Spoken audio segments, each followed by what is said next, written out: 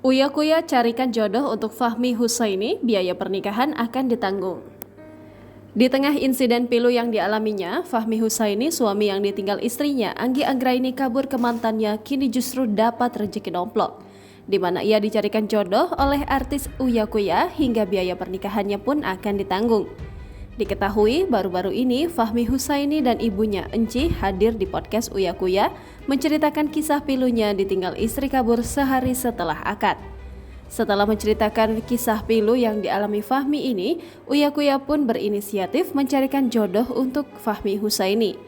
Ia meminta siapapun yang tertarik dengan sosok Fahmi Husaini yang dinilainya berhati baik bisa langsung menghubunginya melalui DM Instagram. Tak hanya itu, Uya Kuya bahkan bersedia siap hadir jika Fahmi Husaini nanti menikah. Suami Astrid Kuya itu pun menyebut siapapun yang tertarik dengan Fahmi bisa mengirimkan foto dan biodatanya. Namun Uya Kuya memperingatkan agar wanita yang ingin menikah dengan Fahmi supaya tidak kabur lagi. Nantinya jika Fahmi Husaini merasa ada yang cocok, Uya Kuya akan ikut untuk menyeleksinya.